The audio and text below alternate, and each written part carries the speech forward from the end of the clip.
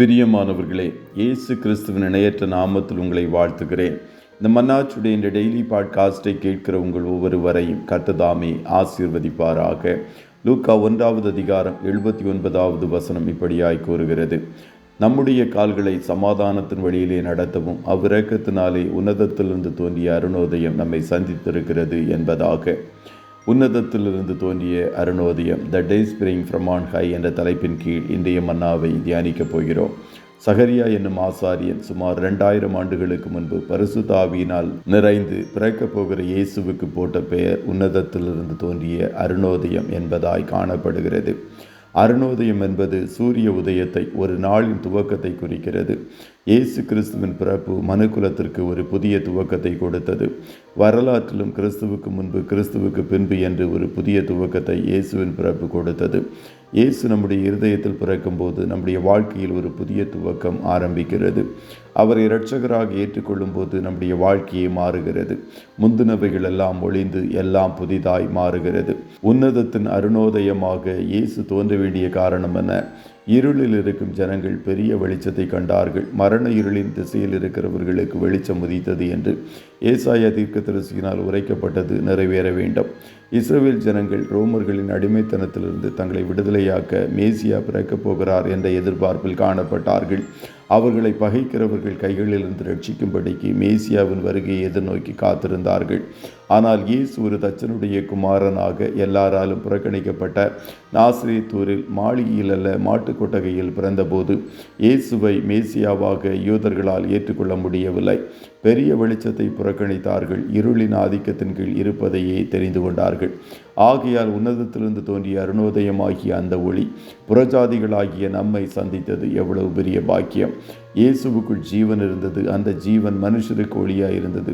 அந்த ஒளி இருளிலே பிரகாசிக்கிறது. இருளானது அதை பற்றி கொள்ளவில்லை. உலகத்திலே வந்த எந்த மனுஷனையும் பிரகாசிப்பிக்கிற ஒளியே அந்த மெய்யான ஒளி என்று யோவான் 1:4-5 வசனங்கள் கூறுகிறது. அந்த ஒளி இருளின் ஆதிக்கத்திலிருந்து நம்மை விடுவித்தது. அந்தகார லோகாதிபதியின் ஆளுகையிலிருந்து நம்மை முழுவதும் விடுவித்தது. உன்னதத்திலிருந்து உதித்த அருணோதயமாகிய ஒளி நம்மை சந்தித்ததன் நோக்கம் என்ன? நீங்கள் உலகத்திலே சுடர்களைப் போல பிரகாசிக்க வேண்டும். நீங்கள் உலகத்திற்கு வெளிச்சமாயிருக்கிறீர்கள். மலையின் மேல் இருக்கிற பட்டணம் மறைந்திருக்க மாட்டாது என்று மத்தேயு 5:14 கூறுகிறது. சூரியனிடத்திலிருந்து வெளிச்சத்தை பெற்று சந்திரன் பிரகாசிப்பது போல இயேசுவாகிய ஒளியினிடத்திலிருந்து வெளிச்சத்தை பெற்று நாம் சுடர்களாக பிரகாசிக்க வேண்டும்.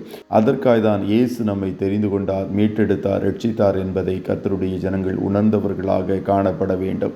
யோவான் ஸ்நானகன் எரிந்து பிரகாசிக்கிற விளக்காய் காணப்பட்டான். அவனுடைய வெளிச்சத்தில் நடக்க அநேகர் மனதாயிருந்தது போல நம்முடைய வெளிச்சத்திலும் அநேகர் நடக்க வேண்டும். கர்த்தருக்காக வெளிச்சம் வீசுகிற பாத்திரங்களாக நாம் காணப்படுகிறோமா?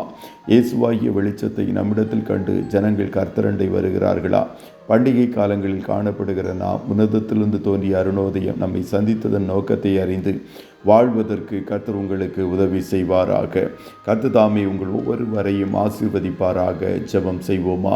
நல்ல தகப்பனே, உம்மை நன்றியோடு துதிக்கிறோம். இந்த மன்னாச்சுடைய இந்த டெய்லி பாட்காஸ்டை கேட்கிற உம்முடைய பிள்ளைகள் ஒவ்வொருவரையும் கர்த்தர் தாமே ஆசீர்வதிப்பீராக. அப்பா, நீர் உன்னதத்திலிருந்து தோன்றிய அருணோதயம். நீர் பிறந்தபோது அடிமைத்தனத்தின் நுகத்தடியில் காணப்பட்ட ஜனங்களுக்கு ஒரு பெரிய விடுதலையை கொடுத்து இருளிலிருந்து அவர்களை வெளிச்சத்திற்கு நேராய் அழைத்து கொண்டு வந்தீரே, அதற்காய் கோடி ஸ்தோத்திரம். அதுபோல உம்முடைய பிள்ளைகளாகிய எங்கள் ஒவ்வொருவரையும் வெளிச்சத்தின் பிள்ளைகளாய் கண்டு கொண்டதற்காய் நன்றி செலுத்துகிறோம். ஒருவேளை யாராகிலும் இருளின் ஆதிக்கத்தில் தொடர்ந்து காணப்படுவார்களே என்றால் அவர்களையும் இந்த பண்டிகையின் காலத்தில் கர்த்தர் தயவாய் விடுவிப்பீராக. இன்றைய தினம் உம்முடைய பிள்ளைகள் கையிடுகிற வேலைகளை ஆசீர்வதியும். போக்கிலும் வரத்திலும் உடனும் தடைகளை நீக்கி போடும். ஆட்டுக்குட்டியானவருடைய இரத்தத்தின் பாதுகாப்பிற்குள்ளாய் ஒவ்வொருவரையும் கொடுத்து இயேசுவின் நாமத்தில் வாழ்த்தி ஜெபிக்கிறோம் நல்ல பிதாவே. ஆமென்.